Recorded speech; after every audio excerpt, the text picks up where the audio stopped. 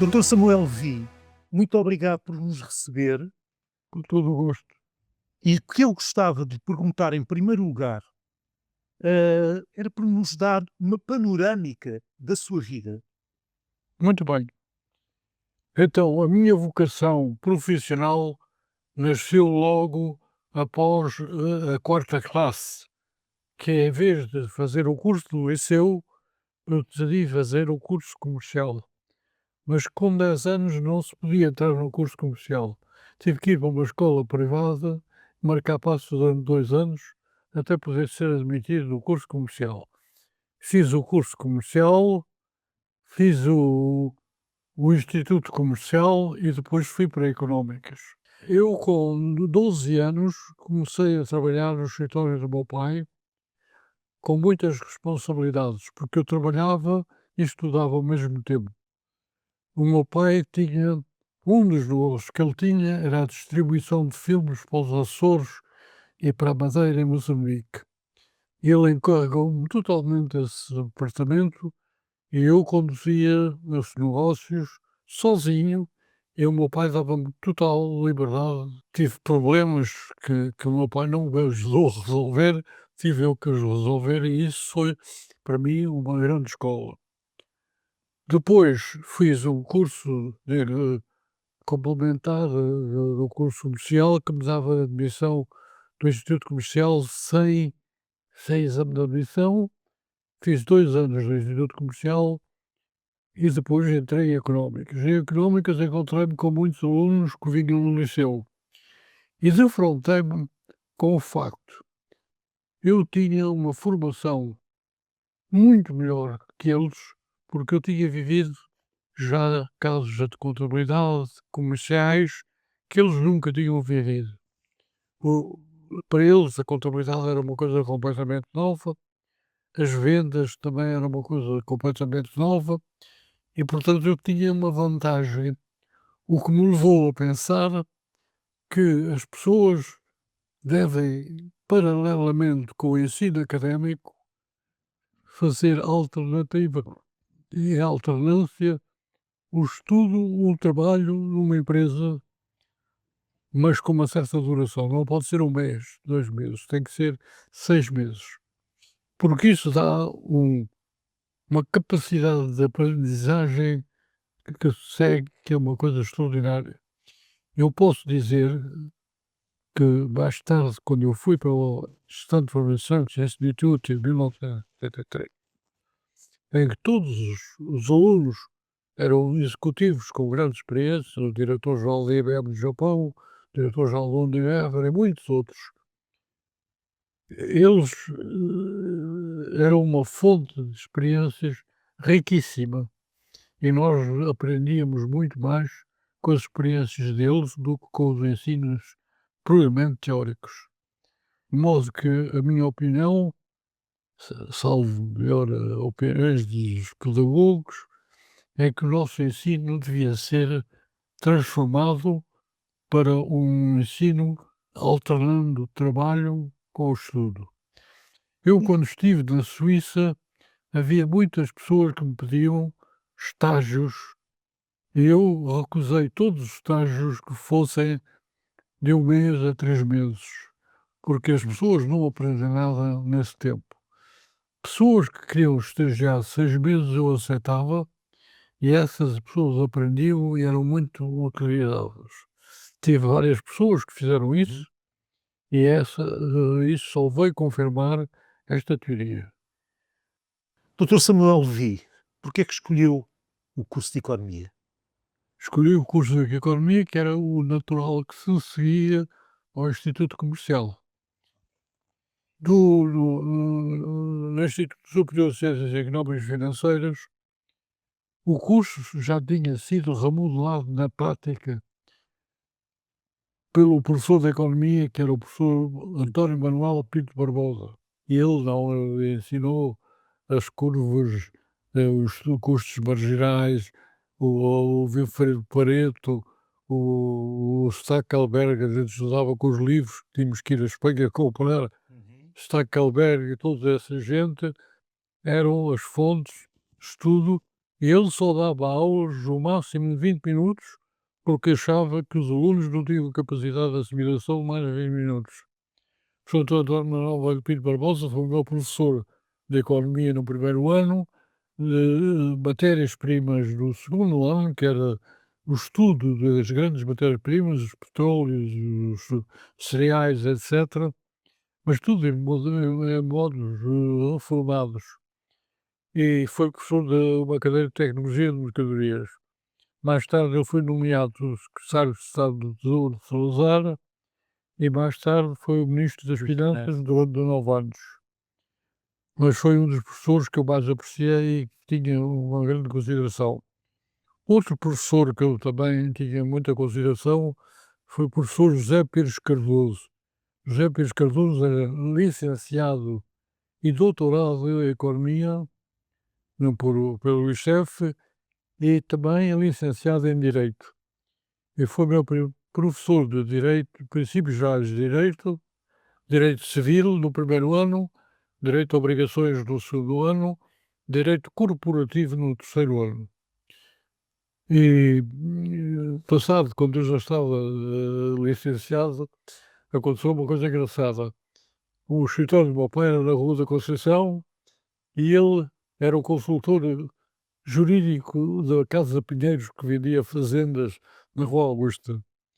E um dia saí do escritório do meu pai, encontrei-o na rua, ele fez uma grande festa. Disse: "Para onde é que você vai?" "Vou para o Rossio." Deu-me o braço e fomos a conversar por aí fora.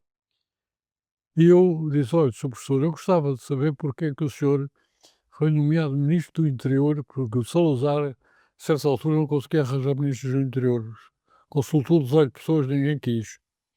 E finalmente o professor Almozalac lembrou-se do Pires Cardoso e o Pires Cardoso aceitou com a condição de poder gozar férias.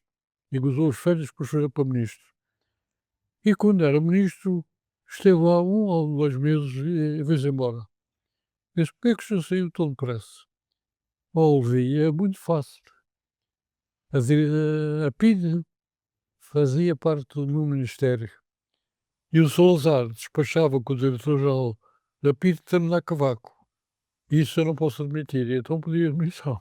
As minhas expectativas no final, quando ia sair da tropa, era ver se arranjava um emprego. E candidatei-me a muitas empresas. Não recebi reação nenhuma. Mas a Regis Conta era uma empresa que pertencia a uns empresários catalães que tinham um negócio de máquinas de contabilidade e de escritório. E eles montaram a Regis Conta em Lisboa sob a direção do doutor Flávio Pinheiro de Azevedo, que era o antigo colega meu, mas mais adiantado, e que foi o vendedor da National Cash Register. E era muito meu amigo e quando eu disse que ia me empregar, ele arranjou logo o trabalho. E o chefe da contabilidade que lá estava passou o vencedor. E isso aí também aprendi muita coisa. Aprendi quando é que a empresa está aflita de dinheiro para pagar os salários e ver gente que é honesta, que não é honesta para pagar. Até que um dia, passado um ano, recebo um telefonema da CUF e outro da Shell, num dia, para eu me apresentar. E eu fui à CUF primeiro. E quando cheguei à CUF, fui recebido pelo Dr. Jorge de Melo, que ficou 1 hora a falar comigo. E ele disse: "Olha, você, se vier trabalhar para cá e ficar satisfeito, e nós também ficarmos satisfeitos, você fica aqui até o fim da vida. Tudo bem. Se não quiser, põe o chapéu e vai-se embora." Eu vou-lhe dar, eu naquela altura, os licenciados entravam na CUF com 3 contos. E eu já estava a ganhar 3.500, eu pô-lhe pagar 4. Mas daqui a 6 meses pago-lhe 5, daqui a um ano pago-lhe 6. Muito obrigado. Comecei a trabalhar e ele ao fim de 3 meses... Posso fazer uma pergunta? Mas foi na mesma altura em que recusou o emprego na Shell. Pô, não cheguei a ir à Não, Shell. não chegou a ir à Shell. o administrador delegado da escola era meu colega, disse: "Epá, agora já não vou, fico aqui na CUF". De maneira que ele, ao fim de 3 meses, aumentou para 5 contos e 6 meses estava agora 6 contos. Passado 1 ano ou 2, veio um colega meu que estava na Ford, disse ao Samuel: "Queres ir trabalhar para a Ford?" "Se eu não posso, tenho um compromisso moral com o doutor Jorge Melo." "É, vais ganhar 12.000 nas finanças." "Pá, não posso, não posso, tenho esse compromisso, por muito que eles paguem, não posso." E não fui. Passados anos, esse indivíduo veio trabalhar para a CUF, Muito bem. porque eu tinha a noção que os americanos são indivíduos que põem na rua de um momento para o outro e não pedem licença. Já sabemos, então, como entrou na CUF, mas Sim. qual foi a sua trajetória no grupo CUF, ao longo dos 20 anos da sua carreira neste grupo? A CUF, a partir do ano de 54, começou a ter um impulso muito grande de renovação, de reorganização. E os licenciados, começou a meter licenciados em económicas, que é o Paulo Barreiro, fazer medições de trabalhos, etc. E tinha um serviço de organização dirigido pelo engenheiro Luís Fontoura, que tinha um acordo com o Centre d'études et d'organisation da França, que lhe dava apoio para reorganizar a CUF toda. Naquela altura que eu entrei, havia a secção estrangeiro, que era uma espécie de secretariado do Pai Melo, que fazia compra de matérias-primas, compra das matérias das espíritos, e era assim uma coisa de secretariado do Pai Melo. E então eles subdividiram a secção estrangeira, criaram um tal serviço de exportações e um serviço de abastecimentos, que havia o serviço de compras. Deixe-me interromper. O pai Melo, Dom Manuel de Melo, o pai de Jorge de Melo, que o contratou, certo? Não, o Jorge é que me contratou, Exato.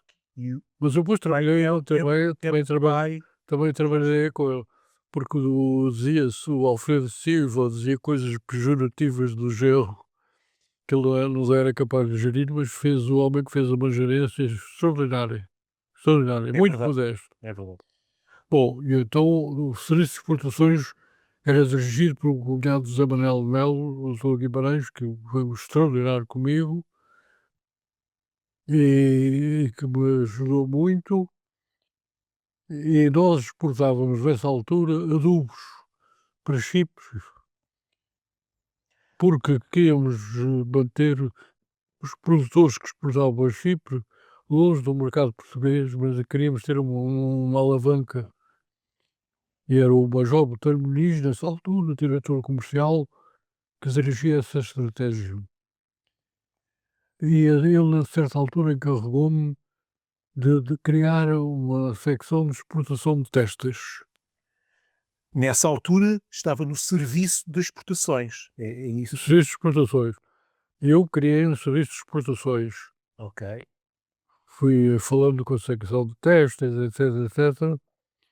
E a certa altura já era o Daniel Vieira Barbosa, o antigo Ministro da Economia, Barbosa das Farturas, Exato. que era quem decidia sobre. E a certa altura disse ao Barbosa: "Olha, eu tenho que ir para os Estados Unidos montar uma rede." "Olha, pode ir." E lá fui para os Estados Unidos, Uma rede comercial. um comercial de agentes. E então fui para os Estados Unidos, ele deu-me 2 eu fui ao banco Tota, o Tota deu-me uma carta para o Citibank, outra para o Chase Manhattan, e eles deram-me 20 cartas para os agentes deles. E eu andei 6 semanas nos Estados Unidos a viajar de terra em terra à procura de agentes e estabeleci uma rede de agentes. Eu nessa altura tinha 29 anos, era um miúdo, era um miúdo. E foi comigo também o engenheiro da parte de Fabril, o engenheiro França Pereira, depois ainda foi a Cuba, queria que eu fosse a Cuba com ele para comprar Heineken, que era um substituto do Sisal, mas eles não têm nada que fazer lá em Cuba. Vou para Nova Iorque, a casa de Portugal em Nova Iorque fez uma recepção e tudo, foi muito interessante.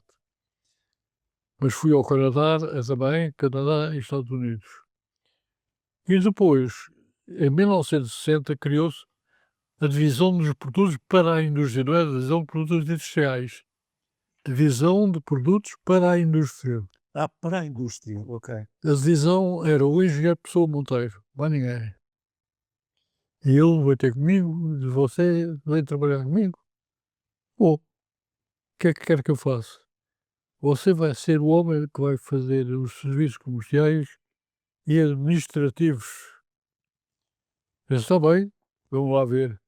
Depois eu mandei vir um engenheiro do Barreiro para me dar assistência, porque os meus clientes passavam a ser os grandes industriais portugueses.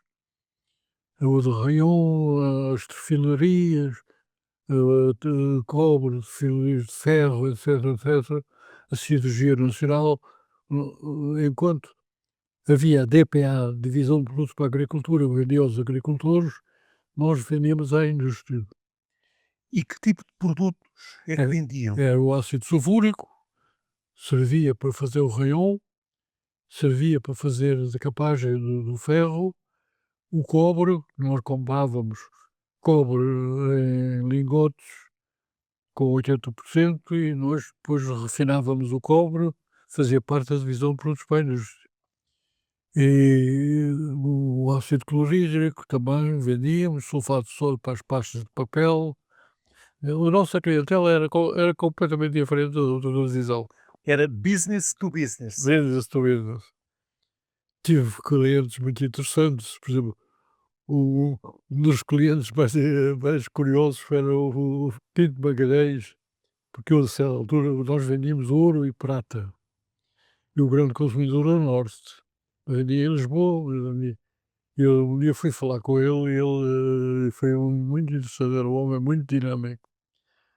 Depois vendíamos ureia à Sonai, etc. Todos os indivíduos eram nossos clientes. Certo. Então, primeiro serviço de exportações, Depois de Pois. divisão para a indústria, eu criei um serviço comercial com uma dezena de pessoas, com boa assistência técnica, e ficámos encarregados também de comercializar as tintas a Saltingo. Mas isso foi uma coisa à parte. ok. Que tipo de projetos, responsabilidades é que o marcaram mais quando esteve no grupo? Bom, nessa primeira fase havia um uma parte que era muito importante, que era a compra das pirites para fazer o ácido sulfúrico. E isso era um pluro que estava a cargo do Bamelo e dos grandes administradores, que eram os 2 belgas da mina de Lousal e da mina de Austral. E quando a primeira vez eu fui convidado a assistir a uma reunião magna com o Vítor de 30 pessoas, íamos dispostos a pedir uma redução do preço, o fornecedor começa a pedir um aumento. Eu fiquei tão revoltado, comecei a falar. Depois era conhecido pelo Vélez da Sapeco, o Petit Levi, porque acabou-se isso. Então eu passei a intervir nas compras. Na compra das pirites, na compra das cinzas de pirite, porque nós pegávamos as cinzas de pirite que eles tinham, purificávamos e vendíamos à cirurgia para fazer o ferro. Isso já nos anos 60. Sim, foi a partir dos anos 60. Portanto, eu tive as matérias-primas da divisão de produtos para a indústria e depois a divisão de produtos para a agricultura daqui quis também que eu entrasse na compra dos fosforitos para eles. Eu entrei como comprador de matérias-primas e tinha que comprar o cobre, que era muito difícil comprar o cobre, tinha que escolher as cotações a certas horas do dia, com a Bolsa de Londres, tinha que ter um mecanismo bastante apurado. que outras pessoas, nesta primeira fase até 1965, que pessoas o marcaram, influenciaram durante a sua permanência no Grupo CUF? Falou no engenheiro Guimarães, no engenheiro Pessoa Monteiro, que dirigia a divisão de produtos para a indústria. Que outros nomes é que o marcaram neste? Agora, nessa altura, nos 65 e 66, a CUF sofreu uma grande crise financeira, porque ele vendia, por exemplo, sulfato de cobre, só cobrava em fevereiro, março e abril, mas tinha que gastar o cobre o ano todo. Mas não é que nós, compradores, tivemos que negociar os contratos todos. E outra coisa, no grupo CUF, ninguém investia do exterior. Os belos usavam os capitais próprios para reinvestir. E a partir daí percebeu-se que tinha que se recorrer a capitais externos. E então foi-se fazer um empréstimo externo, 600 mil contos, mais ou menos, e o problema que se punha é saber qual era a moeda. E a moeda que se decidiu foi uma unidade de conta dos países europeus, um bocadinho a previsão do euro. É que E isso há um caso, um case study feito pelo Instituto de Lausanne sobre esse caso, muito interessante. E aí tivemos um plano de investimentos de várias fábricas de ácido sulfúrico, de ampliação de cidades de pirite, várias fábricas fizemos para, para prosseguir a atividade.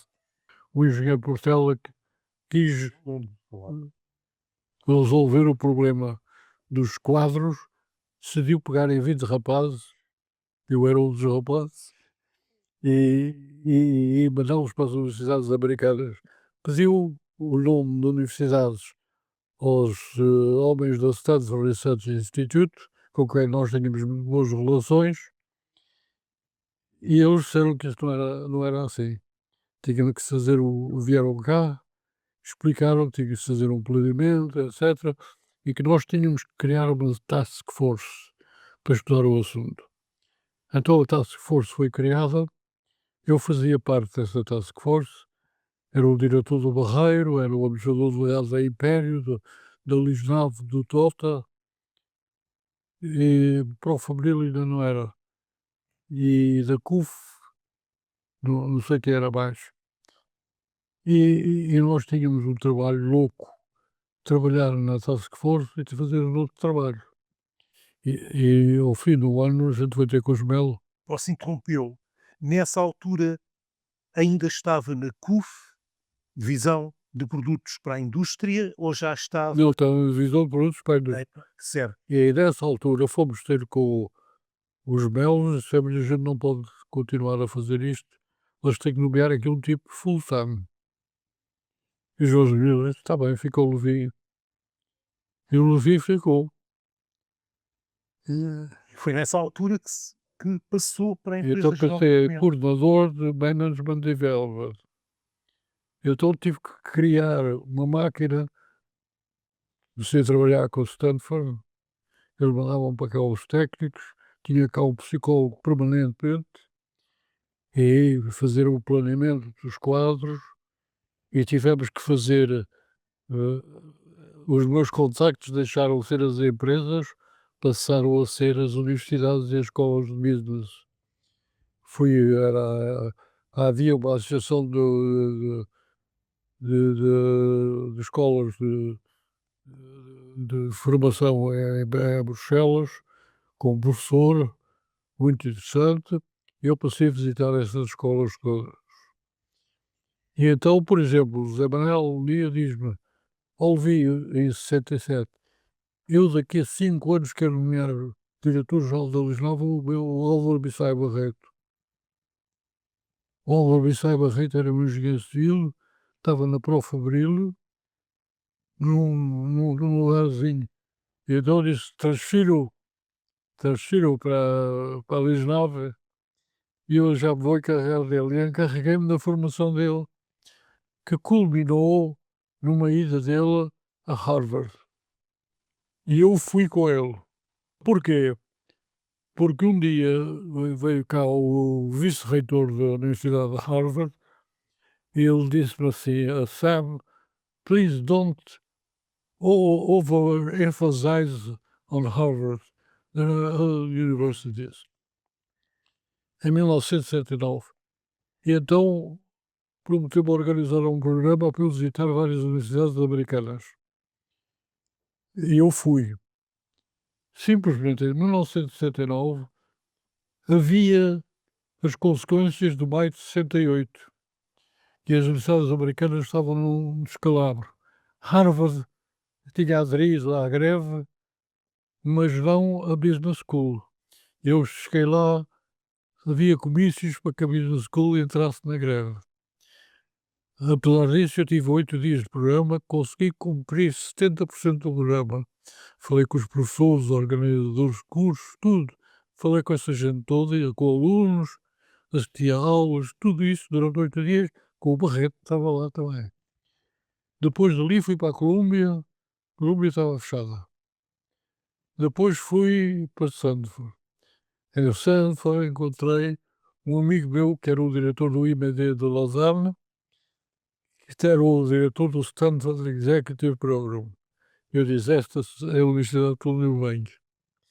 Porque tinha muitos contactos com países latinos, Brasil, Stanford Stanford Executive Education. Program.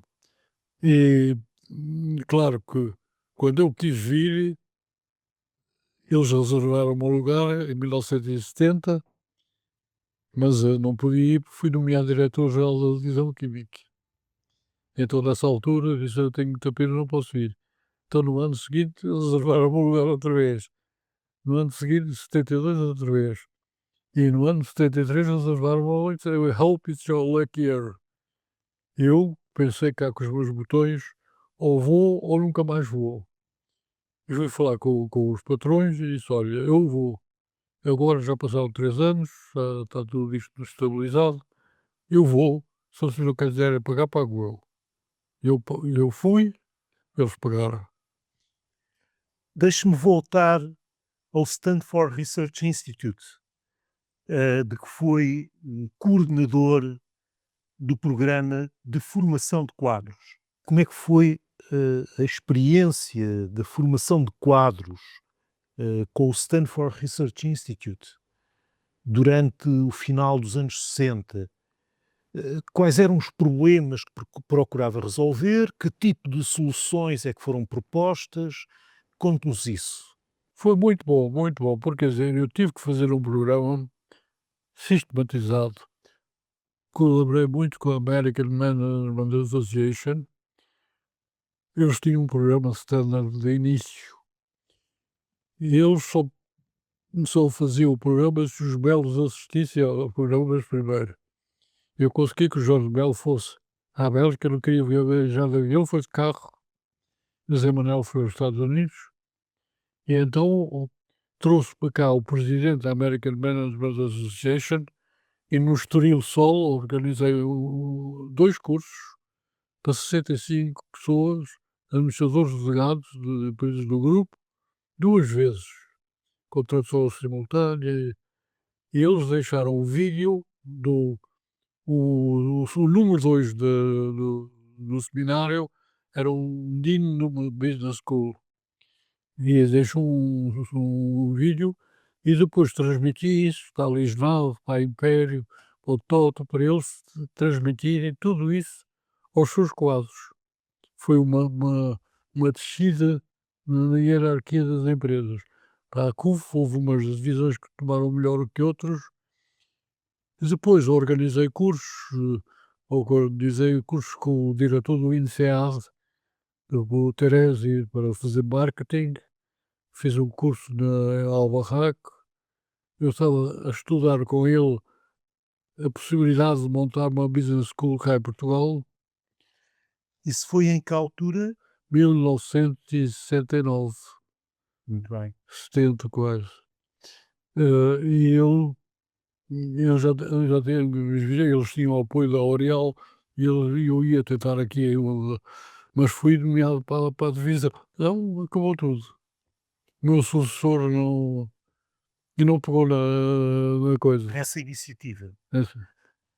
Ah, se tivesse que identificar as principais mudanças no grupo CUF entre 1955 e 1975, quais foram as principais mudanças? A racionalização dos serviços, disciplinização da contabilidade industrial, passaram-se a fazer secções homogéneas, e sabia o custo de cada produto, a reorganização. Bom, como eu não sei se lhe disse, mas disse no texto que de 1955 a 1960 a CUF tinha 12 mil pessoas. Conseguiu-se reduzir de 12 mil para 6 mil em 3 anos e não se pôs ninguém na rua. Fizeram-se reformas, fez-se ali lá, fez-se aquilo, não se pôs ninguém na rua e a produção aumentou 3 vezes. Eu dava o exemplo lá no texto, está lá o exemplo dos tiares de juta, em que havia uma mulher por cada tiara e passámos a comprar tiares para ter uma mulher por cada 10 tiares. Uhum. Quer dizer, essa racionalização teve que se fazer. E houve outras racionalizações também que se fizeram.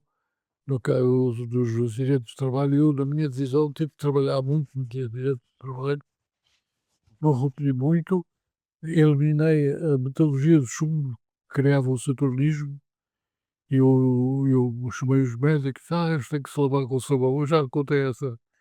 Mas conta outra vez. O sabão, tenho usado sabão com enxofre, depois fui-me informar e os engenheiros disseram, eles não querem sabão de enxofre, tira a potência sexual. Eu disse assim, acaba-se a metodologia. As pessoas ficaram assim. Mas uma das coisas boas na CUF é que eu tinha liberdade de decisão. Tenho muita liberdade de decisão e ninguém me repreendia. Eu uma vez que fui ter com o Jorge de Mello, havia um fornecedor de enxofre americano que aumentou o preço de 15 dólares para 35. Isto não pode ser. Falei com o agente dele em Paris, você tem que falar com o presidente. E eu fui lá, fui dizer ao Jorge de Mello, eu tenho que me ir embora para Nova Iorque. O que você vai fazer em Nova Iorque? Vou tratar disto. Você vai gastar o dinheiro do avião. Eu vou. E fui. O problema não se resolveu na viagem, mas quase. E ao fim de uma semana estava resolvido. Mas o CUF ganhou muito dinheiro com isso. Ou seja, gastou a viagem, mas poupou mais no custo. Quantos milhares de dólares? Quantos milhares de dólares? Eu fui falar com os fornecedores e eles não há nada a fazer, porque era um acordo de cartel americano com os franceses. E depois fomos almoçar e eu disse, Sam, ele era meus amigos, vem lá até ao escritório tomar um café. Sabe, foi ao escritório tomar um café e quando cheguei lá eles arranjaram um esquema bestial em que eles entregavam-me enxofre em Antuérpia e eu entregava este enxofre aos franceses e os franceses, em compensação, davam aqui para uma data de dólares. Muito bem. De onde é que vinham esses conhecimentos de vários gestores, de vários quadros, Bom, nós havia nos Estados Unidos e noutros? um congresso anual dos fabricantes de adubos, que durava uma semana, e eu fui desde 1966, foi sempre a esses congressos. E tínhamos uma grande camaradagem dessa gente toda, produtores de fatos, produtores de enxofre, produtores de adubos, de amoníaco, etc. Tínhamos um conhecimento pessoal muito grande. E a gente visitava-se mutuamente, eles iam cá, eu ia lá, e isso Bem, deu-se muito bem. recorda-se de alguma dessas viagens a outras empresas que realizou nesta altura? A outras empresas, Sim, a outras empresas internacionais. bom, eu visitava muitas empresas internacionais, mas de interesse para os negócios da CUF, mas que não fossem. Eu lembro-me quando fui a tal viagem, para arranjar os agentes, visitámos uma empresa que fabricava tecidos, não tecidos, para o chão dos automóveis. Eles queriam fabricar cá isso em Portugal. Eu saí com o engenheiro da reunião, fomos para um café, mandaram um telegrama, não havia telex ainda, mandaram um telegrama a dizer que estudasse isto e aquilo e fez-se uma joint venture com os americanos, fez-se uma fábrica de Matosinhos. Citenor, A Citonor, exatamente. como é que escreve o estilo de liderança da CUF e a cultura empresarial nessa altura? A CUF era tão grande que o Jorge Abel não podia interferir nas decisões das empresas todas. Portanto, dava-nos uma liberdade de decisão. Claro que a gente, sabendo isso, tínhamos uma responsabilidade muito grande no que fazíamos. Porque não se podia, havia uma comissão executiva da CUF, para certas coisas tinha que se recorrer a eles, mas com elementos calculados para decidir que não se podia fazer qualquer coisa. Claro. Por que é que acha que o grupo CUF alcançou a liderança que teve no contexto nacional, nesta altura? Que a CUF adotou métodos de gestão muito modernos, racionalizou-se muito e adotou práticas internacionais. Nós, por exemplo, tínhamos planeamento a longo prazo, segundo o Stanford Research Institute, dizia, éramos os mais avançados da Europa. E deu muito trabalho fazer isso. Quais os episódios, os projetos que o marcaram durante o período em que esteve no grupo CUF? Bom, a CUF, este empreendimento foi um empreendimento muito bom, produtivo. Nós tivemos dificuldades em arranjar um delegado para ir para os adubos, no 25 de Abril não tinha acontecido, tinha que ir para lá, acabámos de arranjar um rapaz chamado Galvão Lucas, mandámos um dos melhores engenheiros agrónomos que tínhamos, o Catita, para se alimentar, mandaram um brasileiro financeiro que estava cá, que não prestava, depois tivemos que mandar um dos melhores financeiros, que é o Dr. Falcão, foi para lá, e eles Para o Brasil, para o Brasil. O Rio Grande era o fim do mundo certo? e funcionou muito bem. Falámos também há pouco do planeamento de longo prazo. Disse-me que houve uma tentativa primeira, no início dos anos 60, 62, 61, 62, de introduzir esse planeamento. Não deu bom resultado. No, Quando é que foi introduzir de facto o planeamento a prazo na CUF? já foi à volta de 65. Quem é que esteve ligado? Foi o Stanford Research Institute Não, que esteve não, ligado? aí não era o Stanford. Fomos as nossas equipas de planeamento em cada divisão. Eu falo pela divisão produtos para a agricultura, não produtos para a indústria. Não sei o que é que aconteceu nos outros. Muito bem. Nós é que fomos os líderes da experiência. Isso é muito importante, porque revela que havia capacidade, competências internas na CUF, dos quadros da CUF, para inovarem em termos de novos métodos organizativos. Quando a McKinsey vem, diz que o planeamento a longo prazo da CUF era exemplar. E hoje a Porcela, pois aceitou perfeitamente. Muito bem. E isso é que deu origem ao trabalho da Hudson Institute. Do... Quero falar um pouco desse trabalho do Hudson Institute. Posso falar, mas não sei se adianta muito, eu posso falar. Teríamos muito gosto. Quer que eu diga? A certa altura, quando as empresas da CUF já tinham planeamento próprio, o engenheiro Portela contactou, eu ainda estava no fomento, o engenheiro Portela contactou-me no sentido de eu promover o planeamento do grupo e queria que eu contactasse o Walter Heller, que era o conselheiro económico do Kennedy, para supervisar. eu escrevi uma carta ao Walter Heller e o Walter Heller disse: "Olha, eu tenho muita pena, mas eu não trabalho para empresas privadas." E eu, nessa altura, disse: "Olha, já Portugal, olha, personalidades assim de grande nome, só vejo o Herman Kahn, que ele tinha feito o livro o Yetta Salsa." Então escrevi ao Hudson Institute e o presidente do Hudson Institute convidou-me a ir a Nova Iorque almoçar com ele no Harvard Club. E lá fui. Eu expliquei-lhe o que era a CUF e ele aceitou mandar alguém. E assim foi. Mandou o senhor Panero e não, que era bem maluco. E assim ele veio ter a conferência com o Jorge Emanuel Simões de Almeida e Portela, em Morteira, e eu, e fazer um estudo sobre Portugal. Então pediu um avião para fazer um brainstorming a bordo do avião, Em Portugal. em Portugal. Eu arranjei o avião, eu depois não pude embarcar porque só cabiam 3 pessoas e eu não fui. Depois fizemos uma outra reunião e o Panero diz: "Olha, o destino de Portugal está entregue, está dependente da Angola. A maneira que melhor a gente estudar Angola." Pois, e o que é que vocês propõem?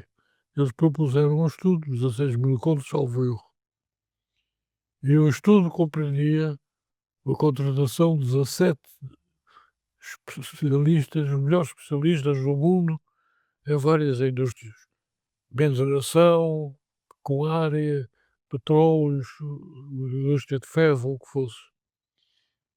E fizeram um programa de 15 dias com 5 aviões. Fizeram um brainstorming dos aviões. Prepararam os relatórios. Percorreram Angola. Agora, Cada avião numa rota diferente. exatamente. No final, fizeram relatórios e dos 17 projetos selecionaram 5 com interesse para aprofundar. Quais eram esses 5? Um deles era uma barragem com a energia elétrica mais barata do mundo no rio Zaire Congo. Outro era a pecuária, fazer uma pecuária com gado zebuíno, maior que a da Argentina. E havia outros, 3, que já não me lembro o que eram, e então decidiu-se nomear equipas de especialistas de cada ramo, os melhores especialistas de barragens, para irem a Angola estudar aquilo. Foi o que eles fizeram. E a parte mineira também. Eles consideraram que o melhor relatório produzido foi o do engenheiro Varon Exatamente. e, e então foram a Angola e produziram um novo resultado. Esse resultado foi apresentado no seminário que nós organizámos no Hotel Palace Hotel de Estoril, em que veio o senhor o homem, Herman Kahn, o Herman Kahn. e para além, Eu pertenci e veio esse seminário, eram ministros do governo, ministro das comunicações, ministro da economia, ministro das finanças, vários ministros. e outras entidades, até de grupos concorrentes da CUF. O grupo Sim, sim, foi. estudante estava. Fizemos grupos de trabalho e tudo. E isso foi da parte da manhã. Da parte da tarde, o senhor Hermano Cano veio, fez o seu show número 4, número 5, não falava nada de Angola. Eu fiquei danado, fui falar com a G Portela. Se a G Portela já está a pagar uma pipa de massa, tem os tipos, sem-se com este. Já está que eu vou falar com o gajo. E então foi, tive uma conversa com o Hermano Cano, que era muito inteligente, fechou-se no quarto uma hora, e a bocado veio com o seu speech. O speech dele era essencialmente no seguinte sentido: Para agora vocês podem deixar o business as usual, tudo como está. Número 2, pode ser business with development, já tenho que fazer isto, aquilo, aquilo, aquilo outro. E business with a lot of development, tem que ir um senhor Melo viver para Angola. Bom, o Jorge Melo viu-se com aquilo na mão, digo assim, eu não posso usar nada, isto já excede a capacidade da CUF, foi ter com o Marcelo Caetano, que era o primeiro-ministro. E disse ao ser primeiro-ministro, o senhor é que tem que agora entregue uma cópia disso ao ministro da Ultramar, que era o Silva Cunha. Eu penso que o Silva Cunha não sabia inglês, não sei se é verdade. E é verdade, é? Nunca mais ouvi falar até que este senhor apareceu aqui há 8 anos a dizer que tinha encontrado o meu nome no Ministério das Finanças, na tradução. É a história. Mas esteve também ligado, para além do Stanford Research Institute, do Hudson Institute, a outro marco importante de transformação da CUF, que foi a vinda da McKinsey. Conte-me mais sobre a vinda da McKinsey para Portugal. Qual foi a influência do senhor doutor neste projeto de consultoria por parte da McKinsey? Este foi quando eu tive que reorganizar a divisão química.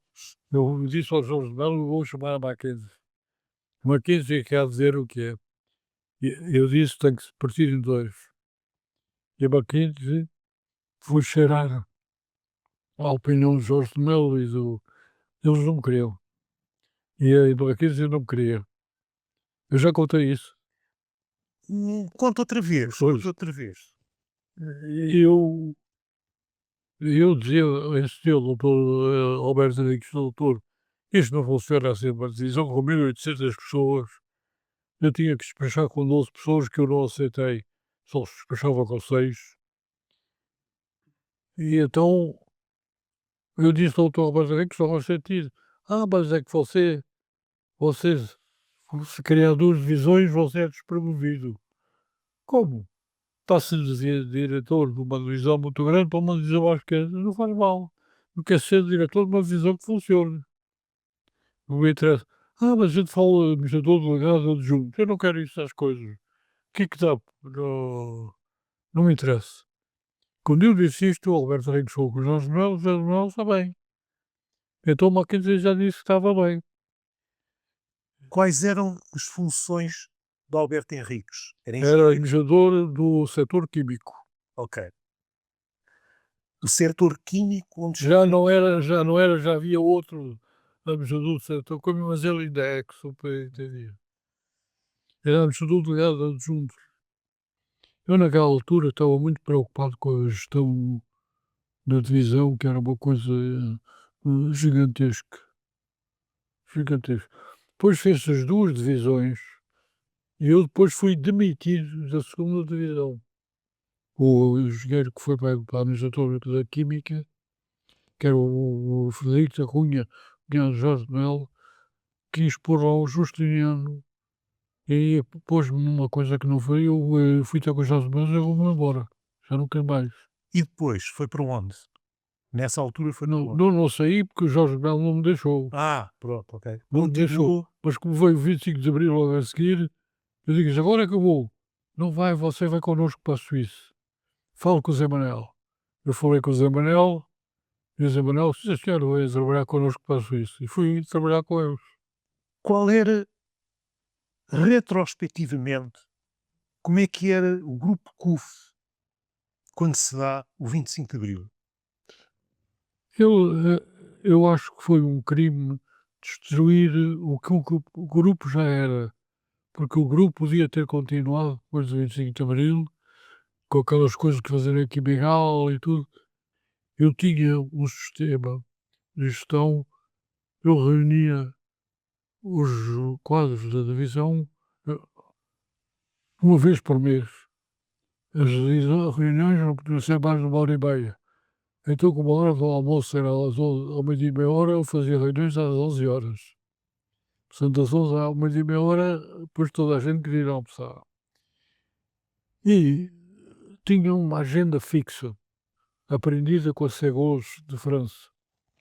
Primeiro, analisar as decisões anteriores, o responsável em prazo, saber se estavam cumpridas ou não cumpridas, ou se precisavam ser reformuladas. Era a primeira análise. Depois havia uma agenda de pontos fixos em cada reunião. E depois havia assuntos diversos e depois havia uma área que era cada departamento tinha uma página com a síntese da atividade. E isso dava origem a decisões ou não. Essas páginas, isso deve estar tudo lá nos arquivos do Barreiro. Sim. Deixe-me clarificar uma questão. A Segos foi a tal empresa francesa de que me tinha falado há algum tempo atrás sobre a racionalização na CUV, certo? Exatamente. E que levou a cabo também uma racionalização do trabalho, do número de trabalhadores no interior da CUV. Exatamente.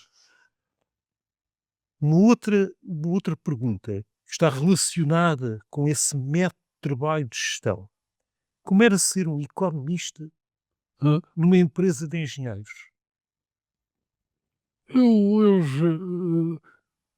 Ao princípio pedi para o diretor da região dizendo que eu chamava um engenheiro Levi, mas estavam lixados porque eu fiz um estudo da parte da engenharia, eu ia todas as semanas ao Barreiro. Eu quis, quando acabei o curso, digo, não quis tirar o curso de engenharia industrial, mas tem problema na Faculdade de Ciências, a minha mulher ia às aulas teóricas e eu ia às práticas. Depois tinha uma fareirinha que me dava os apontamentos. Depois fui falar com o Leite Pinto para me dar a equivalência da matemática. Mas depois era tanto trabalho que eu disse, eu desisti. Então, em vez disso, passei todas as semanas para o Barreiro. Todas as semanas. E eles punham a enviar à minha ordem para estudar as zonas. E eu aprendi muito. Aprendi muito. E deixei-me ficar no conhecimento que eu devo ter e não outros. Não entrei nos conhecimentos. Não. E respeitei muito os engenheiros. Eu, quando foi essa a repartição da divisão, o doutor Alberto Henriques e eu falámos com cada engenheiro, uma conversa, blá, blá, blá, blá, blá, que eram 40 engenheiros, Só naquela divisão. só daquela divisão. Fora os 40 agrónomos que eu tinha. Agrónomos por causa dos produtos agrícolas, Os adubos. dos adultos. Mas eu falei com cada um e eles aceitaram. E depois já tinham muita consideração. O Leal da Silva foi para mim um dos mais fiéis colaboradores. Estava na sua divisão. Sim, sim. Leal da Silva foi um colaborador extraordinário.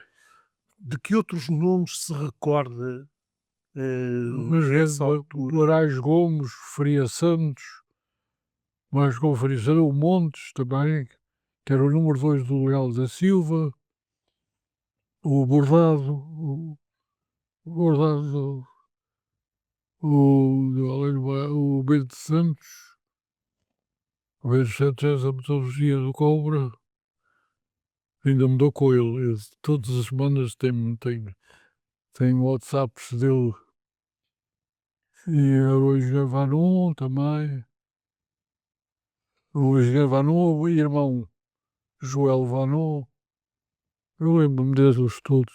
Certo. De pessoas mais jovens, o Leal da Silva era mais jovem que o Dr. Samuel Levi, mas e outros mais jovens que estavam lá nessa altura? Martins Rodrigues também trabalhou comigo muitos anos. Tinha o doutor Rosto Carmo, não sei se ainda está vivo, tem 96 anos ou 97. Eu, quando saiu o 25 de Abril, já estava pé atrás para sair. Portanto, eu já não ligava muito àquilo. Pois. Era isso que eu também lhe queria perguntar. Como é que viveu a nacionalização? Eu não vivi porque já saí. Já tinha saído. Eu disse ao Jorge Melo, eu vou pedir licença limitada. Não, não, peça admissão, peça admissão. Isso foi quando? Foi em 75, antes da Da nacionalização. nacionalização. E foi logo para a Suíça? Eu já comecei a ir, de 75, já comecei a ir, ia e vinha, ia, vinha, ia, vinha. Mas ainda ligado à CUF, Não, não, com o Jorge Melo já. com o Jorge Melo. Com o Jorge Melo. Ou seja, para si foi fundamental esse apoio, essa ligação ao Jorge Melo Sim, sim. para se Eu instalar. criei uma empresa para trading de adubos, Ok. que eles queriam que eu fizesse outras coisas e eu não queria. E eu todo disse: tenho que fazer uma empresa só trata disto. Eles deixaram-me fazer e eu fui, era o delegado e eu trabalhava com essa empresa. Essa empresa era uma empresa que tinha sede na Áustria ou da Não, não, é Lausanne, Lausanne? Lausanne. Ok. Para o Dichem. Para o Dichem. Era que devia fazer as compras para os brasileiros. Mas depois o Galvão Lucas boicotava-me. Foi uma luta que eu tive ali. Instalou-se na Suíça exatamente em que ano? Em que ano é que foi para a Suíça? 76, 75, 76. 76? E nessa altura ainda trabalhava com essa empresa de trading ou passou O logo IMIC? para a INIC? Não, não, eu passei a ser concorrente deles. Ok. Ou seja, entrou para a INIC, que era uma concorrente da empresa de trading criada Mas só depois, só sim. depois. Ah, Saí da CUF para ir para a IMIC. E o Jorge Mel não gostou. a INIC era uma empresa suíça, Era uma empresa suíça, mas é baseada numa empresa liberiana. liberiana. Que desafios é que enfrentou em trabalhar num ambiente internacional? Ou não foi Eu já os conhecia muito bem, eu conhecia a EMIC desde 1967, porque eles tentaram vender-me fosfatos, eram agentes de fosfatos americanos, tentaram vender-me fosfatos em 67, eu já tinha relacionamento com eles. ou seja, foi daí que os conheceu. E o ácido sulfúrico, quando eu tive a ideia da Interacid, eu fui propor, Deixa-me só interromper, Interacid era a tal empresa de trading, certo? exato, Que foi criada, por nós e com eles, os 50-50. E eu tinha tido a ideia de eu era diretor da divisão e tinha excedentes de aço. E fui falar com o homem da IMIC se ele me queria vender os excedentes. Eu dito uma empresa aí à colónia, não sei, eu não quero uma empresa da colónia, quero vocês. Mas a gente não faz trading, a gente são só agentes. Está bem, mas passas a fazer trading. Depois tivemos que convencer ele, o patrão dele, e o patrão dele teve que convencer o Livanos, e eu tive que convencer o Alberto Henriques teve que convencer o Jorge de Melo. Lá fizemos a empresa com capital de $2.500 na Moldóvia, Libéria. Tivemos lucros que eu importei todos os lucros para cá. Não ficou nada escondido. Milhões de dólares. foi em que altura? Isso foi em 1970, Hum. 71. Eu importei milhões de dólares aqui para a CUF. Voltando à Suíça, qual foi, esteve praticamente 20 anos de atividade profissional na Suíça. Que episódios é que considera mais marcantes, mais relevantes durante a sua estadia na Suíça? Eu, com a Interacid, eu foi um grande projeto porque eu também era vendedor da Interacid e contactei vários consumidores da ácido e passámos as vendas de 40 mil toneladas para 4 milhões de toneladas. Tinha que contactar fabricantes de adubos de de vários calibres, mas isso foi só entre 70 E 74. e 74. Depois eu tive que sair da Interacid porque eles fizeram a CBA. Quando esteve na INIC, que tipo de projetos o marcaram mais? Na Suíça. Bom, eu tive que criar um mercado de trading de adubos que não existia na IMIC.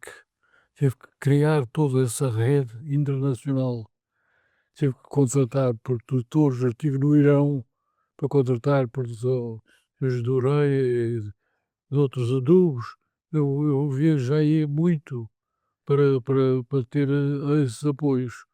Nós, como traders, temos que ter apoio de matérias-primas e também Uma rede uma rede de muito grande. produtores, Era de constantemente, agentes, constantemente. porque passou de chefe de departamento a presidente da empresa, Sim, mas isso foi mais para o fim.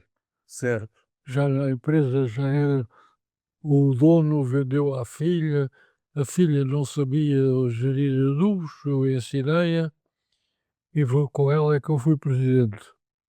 Durante a sua estadia na Suíça, que tipo de relações manteve com Portugal? Eu vinha sempre cá a Portugal, nós vendíamos ácido sulfúrico para a CUF, para a Quimigal. Para a Quimigal. E tinha relações muito boas com a Quimigal, sempre. Ok. Como é que vê, em termos de balanço, como é que vê esta fase na Suíça? Como é que a vê do ponto de vista profissional? Do meu ponto de vista profissional, gostei muito, primeiro, os meios para funcionar eram completamente diferentes de Portugal. Nós tínhamos já os bancos e tudo funcionava de maneira, comunicações, tudo muito mais fácil, muito mais fácil. E, e a Suíça era ali um trampolim, a gente ia, continuei a ir às reuniões dos fabricantes de adubos, etc. Ora bem, estamos a aproximar-nos do fim da nossa conversa. Ah, olhando para a sua vida profissional, para o conjunto da sua vida profissional, quais foram os momentos, os projetos mais marcantes? Bom, eu considero muito importante a parte Management Development de 67 a 70, a parte da direção da divisão química e da divisão dos produtos não velosos na CUF e na IMIC a criação do departamento de luz que não existia. Eles queriam que eu fizesse uma empresa e eu disse que não, eu fazia um departamento. Fiz a empresa. E outra coisa foi do ácido sulfúrico, eu tentei fazer uma vez, que eu já contei, creio, que eu quis convencer os israelianos a não fazerem fábricas de ácido sulfúrico e a comprar-nos o ácido. Os israelianos iam fazer uma fábrica de ácido fosfórico em Arad, que é no deserto, e ácido fosfórico é só uma grande quantidade de ácido sulfúrico. E iam fazer fábricas de ácido sulfúrico e importar enxofre. E eu fui a Israel de propósito um dia para os convencer, em vez de fazer a fábrica, comprar-nos o ácido. Eu trabalhei com eles o dia inteiro, fazer contas, contas, contas, contas, contas, contas, contas, e o tipo dizia-me assim: é pá, só te recebo porque és meu amigo. Mas ele convenceu-se, e naquela altura os japoneses tinham que exportar o ácido fatal a preço muito negativo. Por exemplo, o frete do Japão para Israel era bem $35. Eles tinham que vender a menos $36, uma coisa assim. E então Porquê? porque eles senão não vendiam o ácido. Ok. Então eu tinha o ácido, digamos, que não é, quase de borla, não é? Pagava o preço do frete. Pagava o preço do frete. E então eu, no final do dia, fiz uma oferta da quantidade que ele precisava, uma oferta firme, a $2 por tonelada, que incluía o lucro e uma margem de não sei quê. E ele queria zero. Eu disse: zero não pode ser, e eu não posso manter-te o preço para amanhã, porque amanhã os fretes estão a subir. Ou compras agora a 2, ou então não tens. Ele não comprou, Certo. perdi. Ok. Deixe-me voltar ao Management Development, no final dos anos 60, no Grupo CUF. Na altura, ficou algo que estava previsto, que eu creio que o senhor doutor esteve envolvido nesse projeto e que ficou por fazer, a escola, Uma business school. uma business school. Quer falar algo mais sobre esse projeto? Não, eu dei os elementos, nós tínhamos todos os elementos, tínhamos o que nos dava o apoio, o Teresi, que era da Universidade, era o melhor que podia haver naquele tempo. E eu tenho muita pena que não consegui materializar mais. É só pena, não posso dizer mais nada. E porquê que não conseguiu? Não consegui, não tive tempo, porque Ok. eu tive 1 mês ou 2, e depois tive que voar para a divisão. Pois, porque teria sido algo completamente diferente no ensino avançado da gestão em Se Portugal, eu tivesse ficado naquele lugar, certo? Que se tivesse sido criada. O que é que considera que foi o seu maior legado profissional? o meu legado profissional foi que eu tive sempre um tratamento muito amigável com os meus colaboradores, e eles ajudaram-me também muito. E procurei cumprir as minhas missões de fidelidade ao patrão, por dar os lucros em muitas ocasiões, que infelizmente depois a gente não recebe nada, mas a gente fica com a satisfação. E isso tenho a consciência que fiz sempre o melhor. Ok. Que pessoas mais o influenciaram na sua vida? Olha, o engenheiro Portela é um deles. O engenheiro Pessoa Monteiro, curiosamente, eu tenho um grande respeito por ele. Nunca discuti tanto com alguém como com ele, porque nunca tinha as mesmas opiniões, mas eu tinha uma grande amizade por ele. É um homem extraordinário. Mas estava sempre em desacordo com ele. Ele não acreditava nos computadores. Tivemos que fazer estudos de rentabilidade de 5 investimentos à mão. Coisa louca. Mas eu gostava muito dele, foi o homem que me influenciou. O engenheiro Portela foi outro. O engenheiro Portela com a sua visão.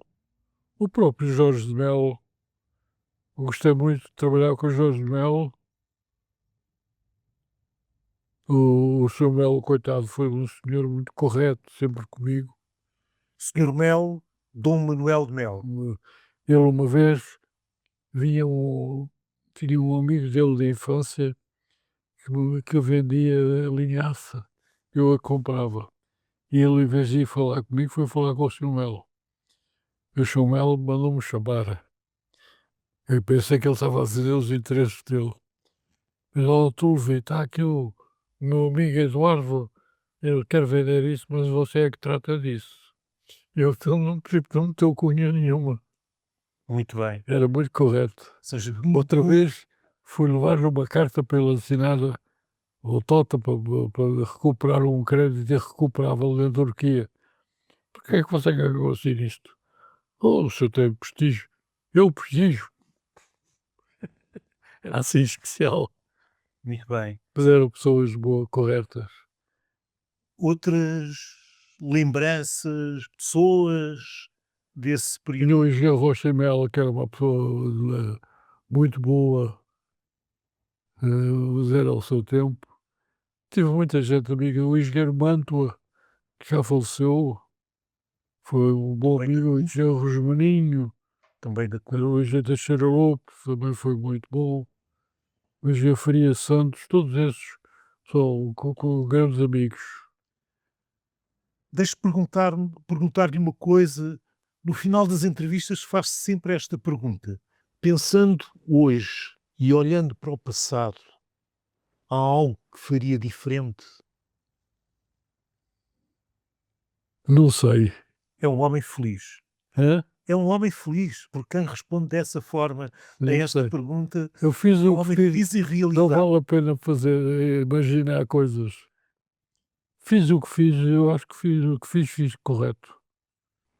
Que conselhos é que daria um jovem que hoje pretende realizar uma carreira de gestor de topo, nomeadamente em termos internacionais?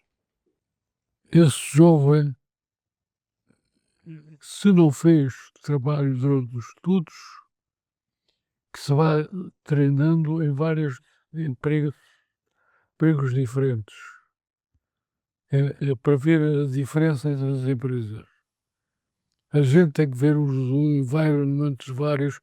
Eu tinha a vantagem que estava na CUF, mas não estava na CUF. Eu estava num grupo de empresas, eu podia trabalhar em 5 empresas diferentes, completamente diferentes. Era a vantagem que a gente estava, sei lá, 5 anos num posto, ia para outro, que era outra mentalidade, outras pessoas. Foi como aconteceu.